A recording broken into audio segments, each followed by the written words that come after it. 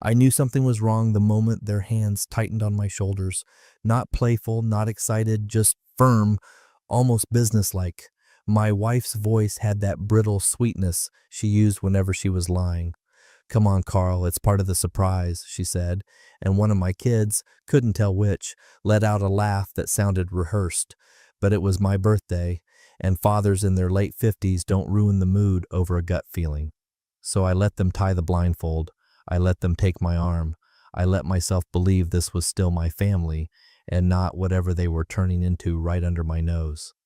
They walked me slowly through the hallway, each step echoing louder than the last, like the house itself was holding its breath. Someone bumped a wall hard. Someone else whispered, "Just a little more," with the same tone you hear when movers are carrying something heavy and they want it done without a scratch. My chest tightened, but not from fear, from the weird, stupid hope that maybe they really did plan something heartfelt. Everyone deserves one good birthday surprise before 60, right? By the sixth step, I already felt the emptiness before I saw it, like the air had changed, like the house was missing its heartbeat. And honestly, while you're here reading this, if you enjoy these stories, you might as well hit subscribe. More than 90% don't, and it helps the team keep making this stuff. Anyway, they stopped me, hands let go, the blindfold came off. For a moment, my brain refused to process what I was looking at. The foyer was bare, stripped down to bones. No runner rug, no pictures, no little ceramic bowl where my wife kept her keys and pretended she wasn't irritated every time I misplaced mine. Just a hollow, echoing space where life used to be. Sunlight through the window exposed dust outlines of furniture that had been there that morning. And there I stood, the birthday boy. No footsteps running away, no shouted surprise, no prank. Just a single white envelope on the floor like a dropped receipt. My name on the front in my wife's handwriting, her fast, careless loops that always looked like she was in a hurry to get away even when she wasn't. I opened it because what else do you do? Because a man raised to believe in responsibility opens the envelope even when the dread is pounding in his throat. Inside was one printed sentence: "We've moved on. Please don't contact us." That was it. No explanation, no signatures. My own family broke up with me like a gym membership. The words looked computer generated, like they couldn't even be bothered to hurt me in their own handwriting. I waited, stupidly, for someone to jump out and laugh, for someone to tell me this was some elaborate joke. But the house answered me with a silence so thick it felt personal. I walked into the living room. Nothing. No couch, no TV. The indentations in the carpet were the only proof anything had ever been there. My daughter's room was cleared out, the posters stripped from the walls, only the sun-faded rectangles left behind. My son's room smelled faintly of the cologne he pretended he didn't wear. Even the damn dog bed was gone. They didn't just leave me, they erased me. And the strangest part? I didn't shout, didn't crumble, didn't call anyone. I just stood there, feeling the air move through the places where my life used to be, wondering when they decided I was no longer worth taking with them. The quiet pressed against my ears until it felt like the walls themselves were inching closer, studying me, maybe judging me, maybe amused. My birthday cake was still on the counter, unfrosted, unbaked batter in a bowl, the whisk abandoned like someone had been mid-stir and realized I wasn't worth finishing dessert for. I don't know how long I stood in the kitchen, staring at that bowl like it was going to whisper the real reason they left. But eventually something inside me just stopped, a switch. Like emotion shorted out and left nothing but a cold, ringing clarity. If they'd wanted a scene, they should have stayed to watch it. Instead, all they left behind was a hollow house, a printed sentence, and a man who finally understood he'd been living with strangers. Carl didn't remember making the coffee. He only noticed it was cold when the bitterness scraped across his tongue like metal. The house had that strange acoustics of vacancy. Every tiny movement echoed. Even the soft click of the mug against the counter sounded like it belonged to someone else. He sat there in the kitchen chair they hadn't bothered to take, probably because one of them realized at the last second it wouldn't fit in the truck, and tried to convince himself this was a prank taken too far, or a breakdown, or anything that didn't involve betrayal executed with military coordination. Then his phone buzzed, a Facebook notification. For a split second, he thought maybe, just maybe, one of them had messaged an explanation, an apology, some scrap of decency tossed his way like a leftover bone, but the screen lit up with a preview of a post his daughter was tagged in. He opened it. The first thing his brain registered wasn't even their faces. It was the background, bright, sandy, breezy, the kind of rented beach house they used to drive past on vacations while his wife sighed, maybe one day. Turns out one day just meant without him. Then he saw them. His wife glowing like she'd been released from prison. His daughter leaning into a man's shoulder like she'd known him her whole life. His son holding a drink and laughing. And the man in the middle, arms around all three like some off-brand action figure, smiling with teeth so white they looked surgically installed. He was younger than Carl by at least 20 years, the kind of a guy who says bro to waiters and still thinks buying protein powder is a personality trait. Carl didn't look at their expressions long. He didn't want to decode how happy they were without him, but the caption that he read twice, "New chapter with the real man in our lives." The real man. Carl wasn't dramatic, he wasn't loud, but something inside him, something old and quiet, cracked. Not a shout, not a sob, just a clean internal fracture that made everything ring differently in his skull. The comments poured in beneath the photo. "So happy for you guys. You deserve this. Congrats on the new beginnings. Such a beautiful family." Beautiful family. His family. With a replacement father slotted in like he was a used part covered under warranty. He scrolled further. Another photo. The new guy grilling on a deck Carl had never seen. His daughter handing him tongs. His wife filming, probably for whatever curated life she wanted people to believe online. There was a video too, short, shaky, with his wife saying, "Finally feels right, finally." He stopped it halfway because he felt his throat tighten. Not sadness. No, sadness would have required him to still believe he'd mattered to them the day before. This was something heavier, sharper, like an anvil dropped into the center of his chest. Still, he didn't smash the phone, didn't throw it. He just put it face down on the counter, took a breath, sharp enough to sting, and stared across the empty kitchen as if expecting the walls to offer counsel. The real man. He picked up the phone again because he wasn't done punishing himself, apparently. He checked the timestamp. Posted 23 minutes ago, meaning they were already celebrating their escape, meaning this wasn't impulsive or sudden or emotional. This man had been in their lives long enough to pose comfortably, long enough for the kids to like him, long enough for his wife to plan the blindfold stunt like some twisted party favor. This was coordinated, practiced, perfectly timed.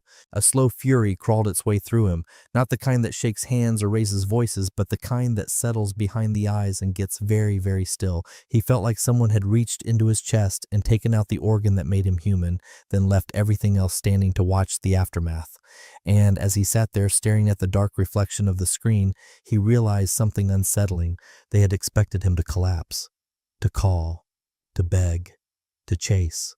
They wanted a scene, proof of the weak man they'd decided he was.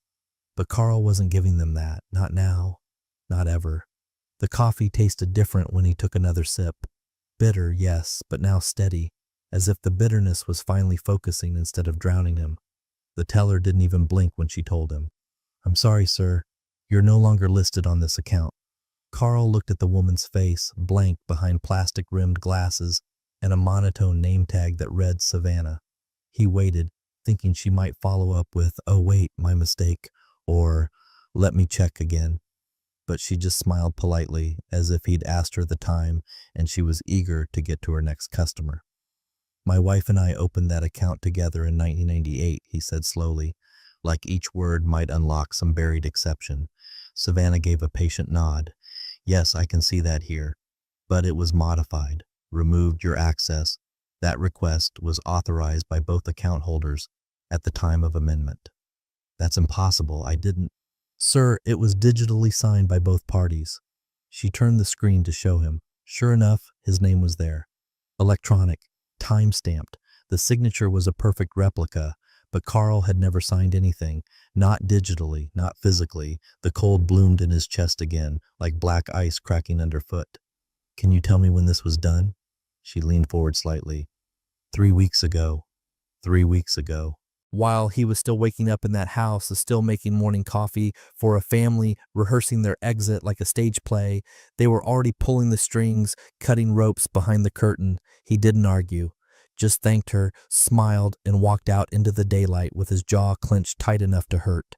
He sat in his car, the one they hadn't bothered to take yet, and called his attorney, Alan, a man he'd known since they both had mustaches and optimism. Alan answered with his usual gravel. "Carl, happy birthday, belated." Carl didn't return the greeting. "Can you check the deed to the house?" There was a pause, then the sound of typing. Alan whistled low. "It's under an LLC." Carl frowned. "An LLC?" "Yeah. Looks like the house was transferred to Coastal New Beginnings, LLC, filed under your wife's maiden name, actually." "Date?" Alan hesitated. "About 6 weeks ago." 6. Carl almost laughed. 6 weeks ago, he was fixing the garbage disposal. While they were preparing a legal shell to erase him from the deed, he must have handed her the screwdriver she used to pry him loose. "What about the Honda?" "Give me a sec. Jesus, Carl, the title's under her name. Full transfer. You don't own a single thing that's moving anymore." Carl didn't answer. He was staring at his hands. The same hands that painted the kitchen, fixed the mailbox, replaced the broken AC last summer when the heat nearly sent his son into heat stroke. These weren't the hands of a man who'd vanished from his own life. They were the hands of a man who'd been slowly written out, one signature at a time. After the call, he drove back to the house, not because he expected anything to be there, but because he remembered something they hadn't remembered he still had access to, the shared cloud drive. His wife always bragged about being digital first, as if it made her smarter than the other HR dinosaurs at her firm. She ran their finances like a spreadsheet, clean, clinical, controlled. Carl opened his laptop and logged in, password unchanged. The drive opened with folders neatly labeled: taxes, kids, vacation photos, medical, home improvements, and then, at the bottom, a new one. Final split. He clicked it. There were PDFs, spreadsheets, audio memos, a timeline in a color-coded Google sheet, entries like transfer house to LLC before March 1st, get Carl to sign medical proxy revocation, scan copy uploaded. Car title, confirm DMV update after insurance change. Pre-schedule beach house reveal for April 19th, check photographer availability. They'd scheduled the day they erased him, not just emotionally, not just logistically, but digitally, systematically. He wasn't a person to them anymore. He was a variable in an equation they'd already solved. His favorite line, though, the one that made him sit back in his chair with a stunned grin, was a memo his wife had left herself. Audio dated just 2 days before his birthday. "Carl won't fight. He never fights. If he finds out early, play the confusion card, cry if necessary. But if we wait until the 59th, he'll shut down. I know him. He goes quiet when it hurts. That's the best case scenario." She was right. He did go quiet, but not because he was broken, because now, finally, he understood. He wasn't just collateral, he was the final loose thread. And what do you do when you find a loose thread? You pull, gently, until everything unravels. The house creaked that night like it was exhaling its final breath. No family, no furniture, no lights, except the desk lamp Carl had dragged from the attic, its dusty yellow glow falling on the only item of value left in the whole damn place. An old, fireproof safe tucked behind a false panel in the closet. He hadn't opened it in over a decade. Forgot the code once, had to reset it with a paperclip in an online forum full of doomsday preppers. It clicked open on the third try. Inside, a passport from 2002, a tarnished wedding band he'd taken off during a fight and never put back on, and a black moleskin notebook with frayed corners and duct tape around the spine. He didn't even need to flip pages. He knew what he was looking for. Page 43, written in his own slanted, cautious hand. Emerg, disconnect acti, est 2001, Barbados. Use only if cut off. He'd set it up back when he worked in consulting. Before the kids, before the house, before the life that had just evicted him. His boss at the time was a paranoid bastard who insisted on creating exit strategies for everything. Trusts, dummy core, cash equivalents. You never know when someone's going to lock you out of your own story. Carl had thought it was overkill. Then he'd married Claire. It was just a shell account tucked under a foreign LLC with a name so generic it sounded made up. Blue Frame Holdings. Nothing sinister, just money he'd forgotten he even had. Less than 6 figures, but more than 0. Enough. He stared at the login fields, fingers hovering. His palms were dry, his mind still. He typed in the credentials. Success. The interface hadn't changed much. Clunky, dated, secure in a way that only obsolete things could be. The balance blinked up on screen, and Carl almost smiled. Not because it was a fortune, but because it was untouched, uncontaminated. A sliver of a past life that hadn't been co-opted, revised, or run through Claire's spreadsheet morality. He moved it, quietly. No flags, no trace. Converted the funds to a series of harder-to-track assets, things his wife would have mocked him for owning. Silver, crypto, bearer bonds, paranoid things, ghost things. He didn't care.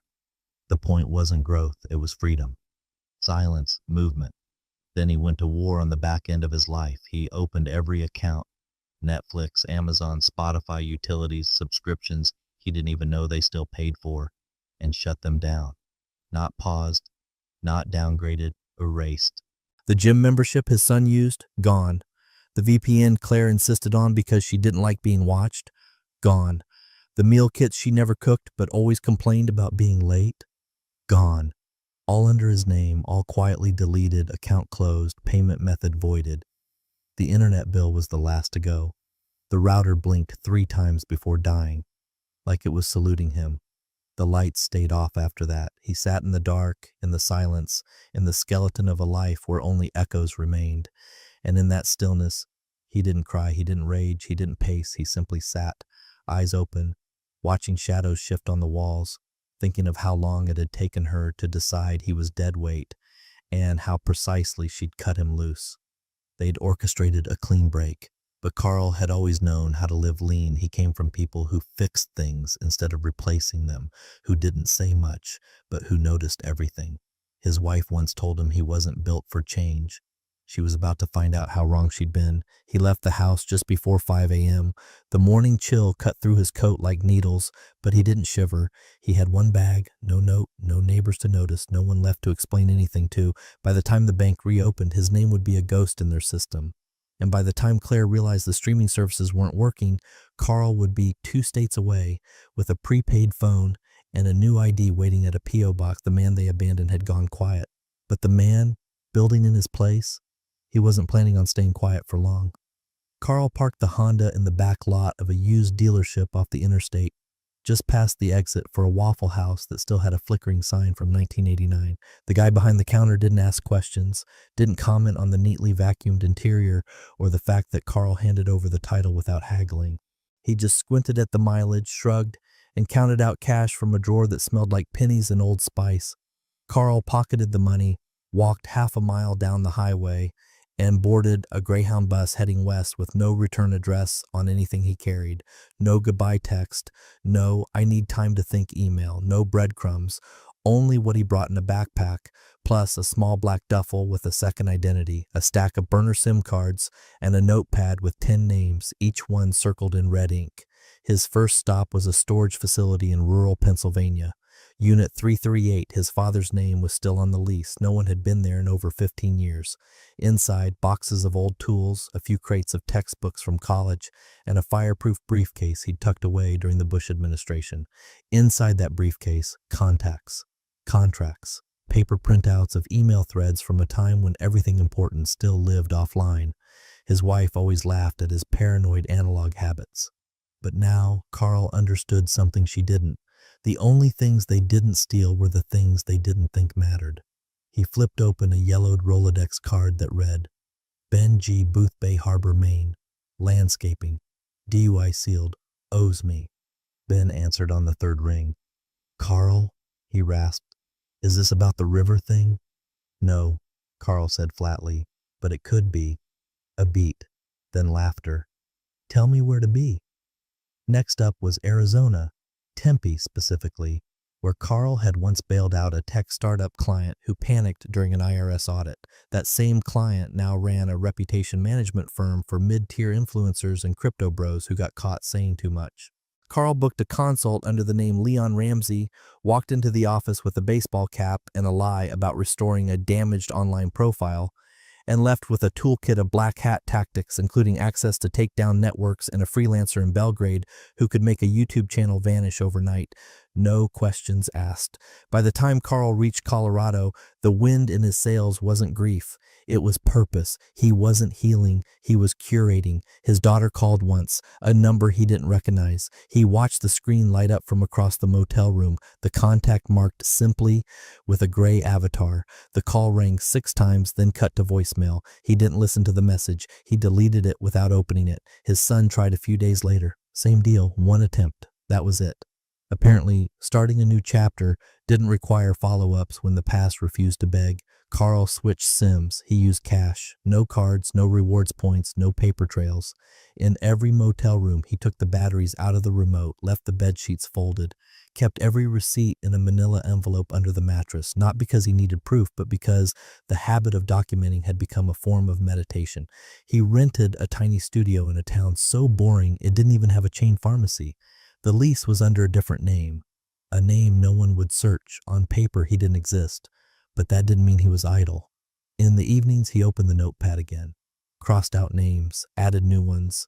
Subcontractors his wife stiffed, a babysitter they fired for being too nosy, a retired accountant who used to work at the firm Claire now consulted for, who'd once told Carl after 2 glasses of red wine, "If you ever need a ledger to disappear, you didn't hear this from me." Carl wasn't building a sanctuary. He was laying foundation. Every conversation was a brick. Every favor called in was a nail. And with each passing day, the man Claire had calculated out of their lives was becoming harder to trace and far more dangerous to overlook. He didn't want them back. He didn't want closure. He wanted the stage built, the lights positioned, the curtains drawn. And when the time came, he wanted them to walk out onto the stage they built for themselves, only to realize they weren't the stars. They were the performance. And Carl?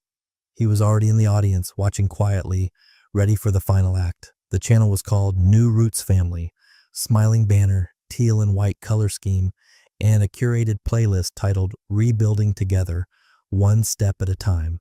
Carl found it through a burner account at a library terminal in Kansas.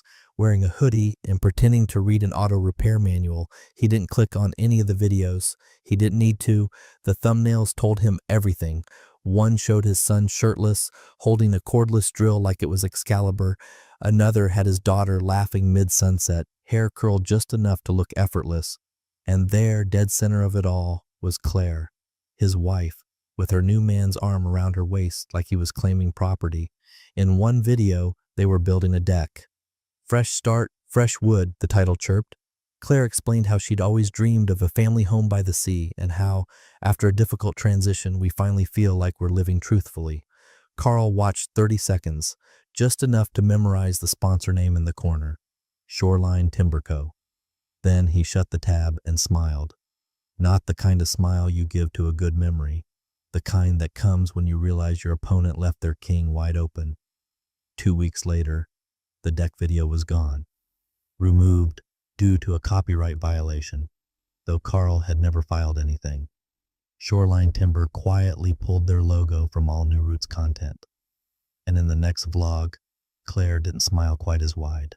Her eyes twitched when she said, "We're taking things slower, focusing on what matters most." Carl sent nothing, said nothing, left no trace. But more oddities began to bloom like rot beneath their glossy paint. Their PayPal account locked, pending identity verification. A review of their influencer fund showed inconsistent tax filings. Claire's face, once front and center in thumbnails, slowly shifted to the background. Her new man began hosting solo videos. The views dropped, comments slowed. Carl scrolled through them anyway. One caught his eye. "Didn't this lady used to work in HR? I swear I saw something about her getting fired. Anyone else?" It had only one reply, a link. He didn't click it. He didn't have to. The narrative was shifting, and not on accident. What Claire didn't know was that someone from her past, the receptionist she'd once publicly berated for emotional instability, now managed internal communications at a mid-sized PR watchdog blog. Carl had sent her an email. Not a threat, not a leak, just a polite, anonymized tip with screenshots and digital receipts. Claire's mishandling of severance negotiations, the time she falsified an employee evaluation to fast-track her friend, the unexplained consulting fees paid into a side LLC. He didn't need the blog to publish. He just needed Claire to know someone might. Then came the friends. Not all at once, not loudly, just a soft bleed. The family that used to double date with them stopped liking posts. The neighbor who once called Claire her soul sister removed every tag. The pastor's wife Claire used to brag about brunching with, silent, gone. Her daughter noticed it first, posted a video titled Online Bullies and Boundaries, tearfully explaining how not everyone in your past wants to see you succeed. Her mascara ran in clean, performative streaks.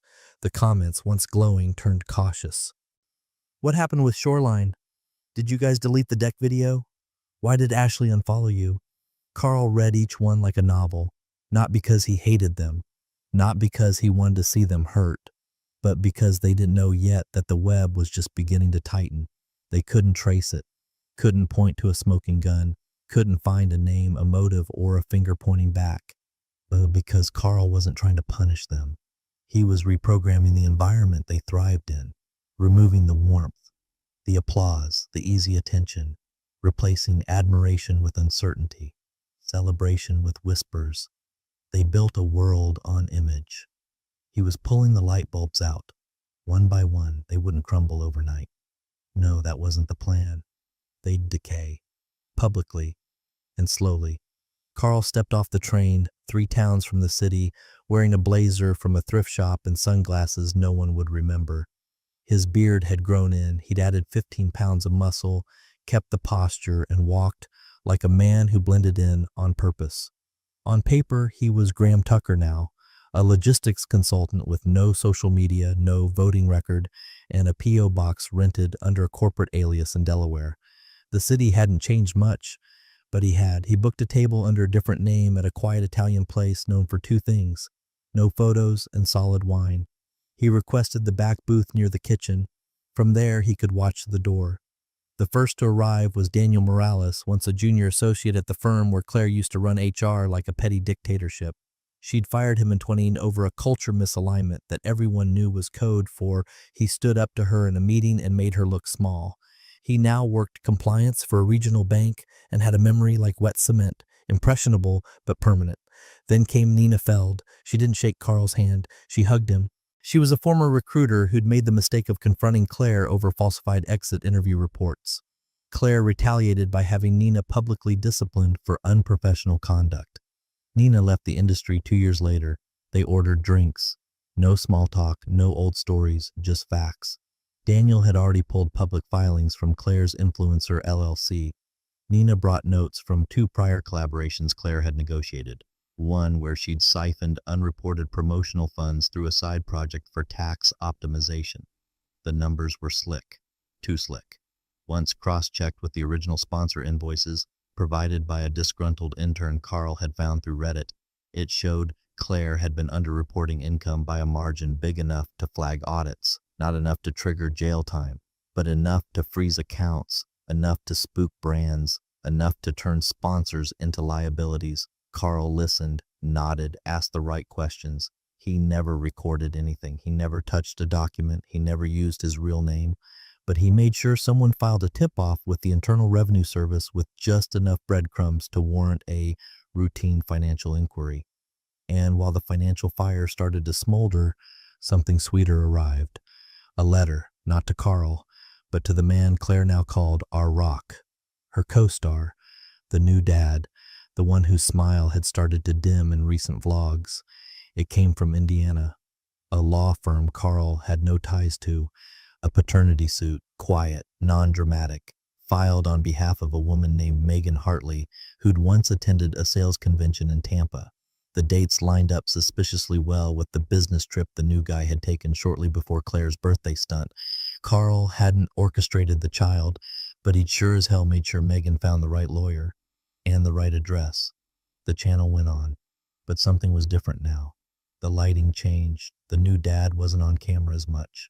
When he was, he looked distracted, sometimes annoyed. Claire's makeup looked heavier, her voice thinner. They stopped doing deck builds and started doing intimate story times, always ending with vague affirmations about overcoming unexpected stressors. Carl would sip his coffee in a borrowed apartment overlooking the freeway and listen to the cracks, to the pauses, to the soft defeat hiding behind their motivational quotes. What they didn't know, what they couldn't know, was that none of this pointed back to him. The complaints, filed through proxies, the financial trail, obscured through enough layered whispers and third-party drops to make it look like coincidence. He didn't want to ruin them in a blaze of glory. He wanted them to wilt, to feel that slow disintegration of being found out, not publicly, not all at once, but in tiny humiliations that made them question every smile in the grocery store, every inbox ping, every knock at the door. That was the goal. Not to destroy, to haunt. The first real fracture came in the form of a letter delivered to Claire's daughter in a crisp white envelope marked Confidential Office of Financial Aid Review. She opened it live during a vlog titled Manifesting My Next Big Step, expecting the kind of inspirational reveal that scored views. Instead, her smile dropped before she finished reading the first paragraph. Your application for federal graduate aid has been denied due to discrepancies in reported household income and pending clarification regarding undisclosed assets. The camera kept rolling. Her voice didn't. She ended the stream abruptly. Comments poured in anyway. Wait, what happened? Did she just get denied live? What undisclosed assets? Carl didn't see it live. He didn't need to. Someone had screen recorded it. He watched it in full, rewinding the moment she stammered. That's weird. Like she'd hit an unexpected slope in the narrative she thought she was scripting. Her posture collapsed slightly, just enough to notice. And he smiled. Because months earlier, Carl had carefully, quietly tipped off a compliance agency that the New Roots Family LLC was blending personal content income with grant-funded promotional appearances under the table. Not illegal, but murky, especially when reported inconsistently across applications. That alone wouldn't have sunk them. But it was the first tug on a string that connected everything. Soon after, his son, once the proud owner of a microbrewery that Carl had personally helped fund before they cut him out, woke up to a red banner on his business banking app, account suspended, review in progress. The bank flagged a handful of transfers tied to shell entities Claire had created for content partnerships, one of which just happened to process payments through the brewery's merchant platform. The son posted a video too, less polished, more angry. This is ridiculous. Someone's messing with us. We didn't do anything wrong. Carl didn't comment, didn't gloat. He didn't need to. The silence was the commentary. Their world, once a carefully posed carousel of filtered breakfasts, beach sunsets, and authentic family bonding, was buckling in places they didn't have makeup for. Sponsors slowed their outreach. Brand deals dried up. Claire's name began to vanish from panels and speaking gigs. The affiliate links stopped working. SEO tags on their content started shifting from inspiring family rebuild to potential fraud. They'd built their second act on the assumption that no one would challenge the script. Carl was just showing them what happened when someone stole the pen. Then Claire did what Claire always did when the audience stopped clapping. She got cryptic. A black and white Instagram story. Minimalist font. No emojis. Sometimes people just can't let go. No tag, no context, no emotion. A fishing line cast into waters that had long since gone quiet. But this time, there was no reaction. No floods of sympathy. No friend messages saying, "You okay, babe?" The story expired without a single public response. Silence, that more than anything shook her. Because Claire had always assumed the narrative would protect her, that if she controlled the optics, she could control the consequences. But Carl had stopped playing optics a long time ago. He didn't show up, didn't argue, didn't demand anything. He simply rewrote the subtext of their lives. He wasn't dragging her down. He was removing the illusion that she ever stood on solid ground. And as the days went by, as inboxes stayed dry, as the YouTube comments shifted from praise to suspicion, Claire began to post less, smile less, speak in a flatter tone. Her new man had stopped appearing entirely. No explanation, just an absence. Carl knew what that meant. The paternity suit had landed. The blood test was likely pending. The beach house, their prized symbol of moving on, was now a liability in escrow. A friend of Carl's in real estate hinted that zoning questions had been raised, anonymous tips. The spotlight hadn't gone dark, it had simply turned around. And now they were standing in it, not as stars, but as subjects. It started with the thermostat. Claire always kept it at 72 for the humidity, she'd say, though everyone knew it was about comfort, not science. But on Carl's 60th birthday, just seconds after midnight, it dropped to 52, then 46, then 39. She thought it was a glitch, but when she tried to log into the app, her password didn't work. Neither did the backup. She sat up in bed, wrapped in one of those faux luxury robes the new man had bought off a sponsored brand deal, and tried to wake him, but he was already standing at the window, holding his phone like it was a foreign object. "Wi-Fi's down," he muttered. "I think the security system rebooted too." Claire pulled her phone from the charger. No email, no data. She checked the smart fridge, blinking red. The Ring doorbell, dead. Spotify asked for a login it didn't recognize. Her Kindle was deregistered. Then the lights in the kitchen cut off. Not all at once. First a flicker, then a low whine from the recessed bulbs, then dark. She walked through the beach house like a stranger, a place they'd curated into a backdrop for their curated lives. Now each corner felt sterile, museum-like, except museums had climate control. The knock came at 12:11 a.m. 3 slow raps on the door. Not police, not panic, just deliberate. She opened it and found a courier, middle-aged, clipboard, windbreaker with a logo she didn't recognize. He held out an envelope, the expensive kind with reinforced edges and an embossed seal. "For Mrs. Claire Henderson," he said flatly. "Time-stamped delivery, confirmed identity, no response required." She took it. "Who is this from?" But he was already halfway down the walkway, disappearing into the darkness like a man who'd just taken out the trash. Inside the envelope was a single page, typed, centered, no letterhead. "Asset transition complete. Thank you for your cooperation." Claire read it 3 times before noticing the second sheet, paperclip behind it, thicker stock, legal formatting. Her eyes locked onto a clause she vaguely remembered from another life.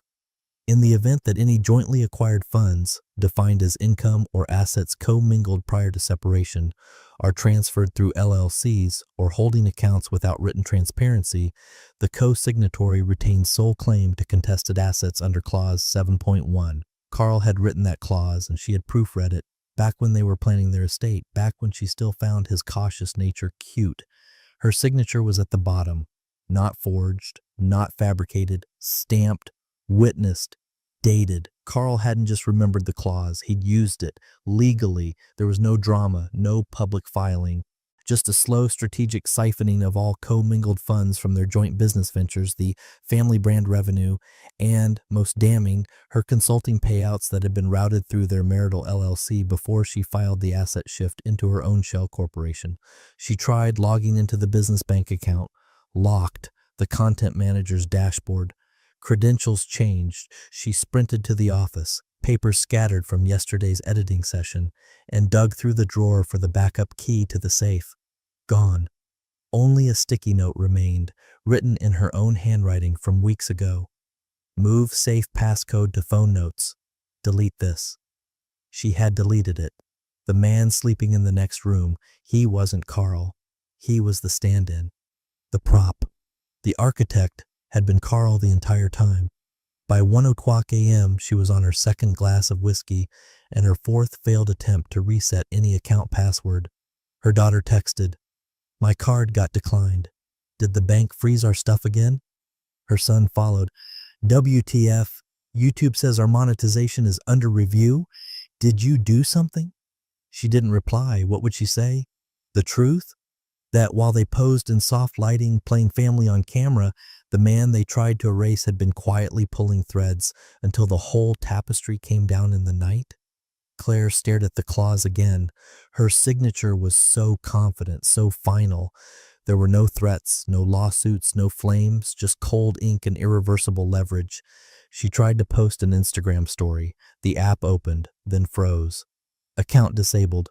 She whispered to the dark, as if Carl could hear her through the silence. This isn't fair. But even she knew better. This wasn't rage. This was design. The diner smelled like burnt coffee and bacon grease that had seeped into the vinyl booths over generations. Carl sat alone near the window, a steaming mug in front of him, untouched. Outside, the snowfall looked almost theatrical, soft flakes catching the glow of a crooked neon sign that flickered open 24 hours like a broken promise. He liked it here. Nobody asked questions. Nobody stared too long. The waitress called him sir and refilled his coffee without waiting for the nod. In this corner of Montana, Carl was just another ghost in a flannel jacket, face weathered, eyes quiet. He'd been tracking the audit's ripple effects from a distance, like watching a slow-motion car crash he didn't have to clean up. Claire's consulting accounts had been frozen for further review. Her sponsor contract with a parent tech company evaporated the moment someone filed a copy of that co-mingling clause with their legal team.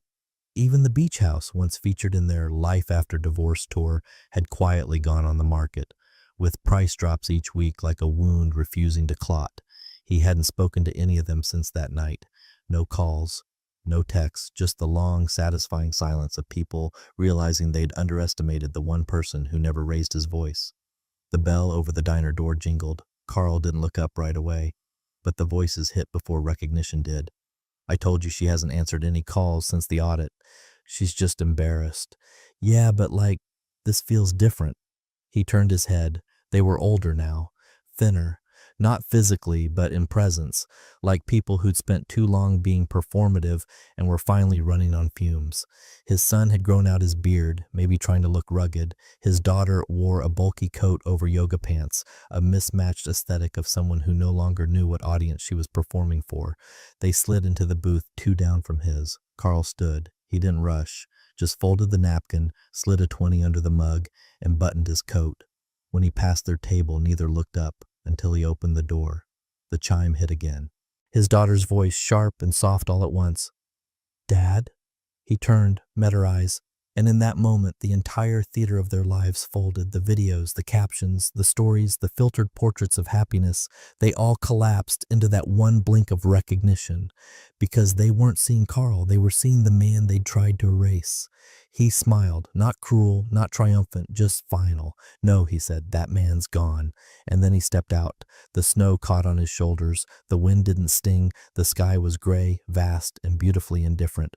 Behind him, the door swung shut with a soft click, the kind of sound that doesn't demand attention, but lingers anyway. He didn't look back, because what he left them with wasn't absence, it was silence, the kind that echoed long after applause had faded.